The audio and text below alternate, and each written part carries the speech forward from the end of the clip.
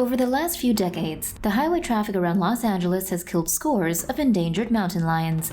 These animals were part of a group of lions that had become trapped between highways that encircle the Santa Monica Mountains. Over the past few years, environmentalists have been trying to raise the $87 million needed to build a highway wildlife crossing that could save these lions. Here are the details. Wildlife campaigners are getting ready to build the world's largest wildlife crossing over a Los Angeles highway that has trapped a clan of mountain lions for decades. The crossing will be built in Agoura Hills over a stretch of the 101 freeway that roars with the traffic of 300,000 vehicles each day.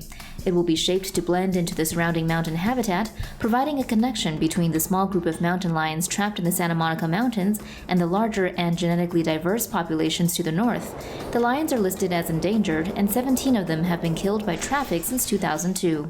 Scientists have also found evidence of genetic abnormalities caused by the inbreeding of lions that are trapped in the small area. When complete, the 200-foot-long, 165-foot-wide bridge will be the largest of its kind in the world. The biggest problem is that California won't pay for it, and campaigners have only raised $38 million so far.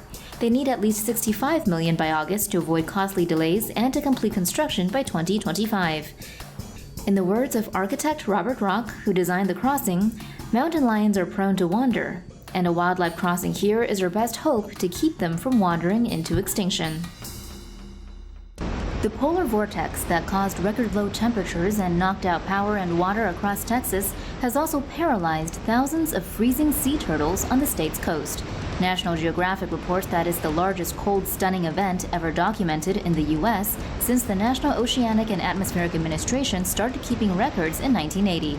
As of Friday, February 19th, nearly 7,000 cold-stunned sea turtles had been rescued along the Texas coastline. That number rose to more than 9,400 by Sunday, according to the Division of Sea Turtle Science and Recovery at Padre Island National Seashore's Facebook page.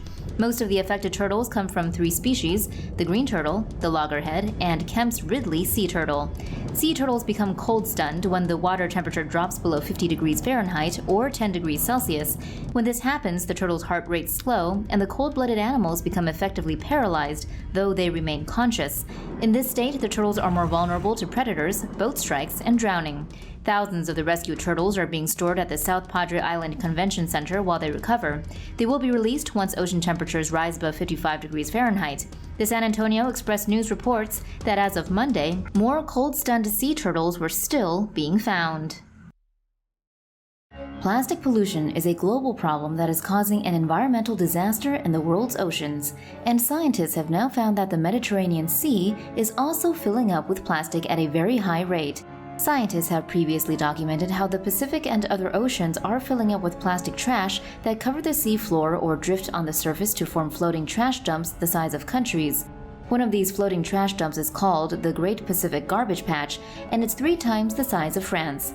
According to Reuters, scientists are now studying where all this ocean-destroying trash comes from, and have found that most of it comes from rivers in Indonesia, China, the Philippines, Vietnam, and Thailand.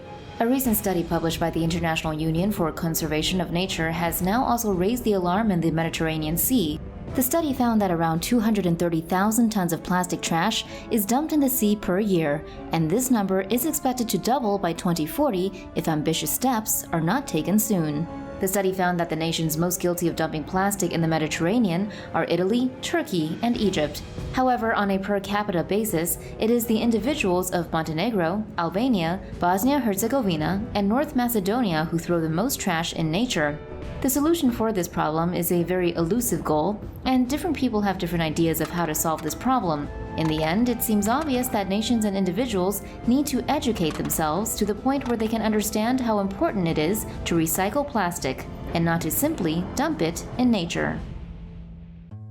Thousands of sea turtles are currently migrating to nesting grounds on beaches across the southeastern United States, just in time to enjoy a rare break from human interference as coronavirus lockdowns keep people indoors. Experts interviewed by CBS News expect sea turtles to thrive amid the lack of human activity and pollution as beaches are deserted thanks to stay-at-home orders. CBS cited a University of Florida study conducted in 2016, which found that removing detritus from the beach can increase the number of nests by as much as 200%. There are 7 existing species of sea turtles, Nearly all are endangered, 3 of them critically. Out of every 1,000 hatchlings, only 1 survives to adulthood. CBS Miami reports, citing the Loggerhead Marine Life Center in Juno Beach, Florida. Sea turtle hatchlings are preyed on by dogs, seabirds, raccoons, crabs, and fish, while adult sea turtles face numerous threats from humans, including microplastics, fishing gear, human development along the ocean, boat strikes, global warming, and trade in sea turtle shells and sea turtle eggs. The Loggerhead Marine Life Center told CBS Miami that all sea turtle hatchlings at their center had ingested microplastics. Other research has found that half of all sea turtles on Earth have ingested plastic. In fact, plastic that's been in the ocean for a while smells like food to sea turtles, and ingesting just a single piece of plastic can kill one of these magnificent animals. America's contribution to the plastic trash crisis in the world's oceans is up to 5 times worse than previously thought. The study was a sequel to 2015 research, which had given a rough estimate of the waste contribution by the U.S. The new study has now revealed that Americans contributed between 1.1 and 2.2 million metric tons of plastic to the oceans in 2016. This is 5 times more than the lowest estimates of 2015. The study has revealed that Americans are using more plastic than ever before, and the data included American waste exports that are not accounted for in their previous studies. About 88% of the country's waste exports goes to countries with poor recycling infrastructure. Recent developments have shown that much of the plastic waste that is exported does not go through recycling systems and ends up in the oceans. Sri Lanka's beautiful beaches are being swamped by billions of plastic pellets and toxins as the country deals with a massive and growing environmental disaster. The disaster started when a fire erupted on a container ship after it anchored near the port of Colombo. The ship's owners have been aware of an acid leak on the ship for weeks, but say they could not fix the problem because Qatar and India would not allow the ship to dock there. Here are the details. The BBC reports that Sri Lanka is dealing with a growing environmental disaster as billions of plastic pellets, oil, and dangerous chemicals from a sinking ship smother its coastline. The container ship, Express Pearl, left the Indian port of Hazura on May 15th, heading for Colombo. The ship had earlier sprung a leak of highly corrosive nitric acid, but its owners claimed they had been denied permission by both Qatar and India to dock the ship. While it was anchored off Sri Lanka's Colombo harbor, a fire broke out on May 20th. Sri Lankan officials believe the fire was caused by the leaking acid. The ship then burned out of control for 2 weeks before settling in the shallow waters of the harbor.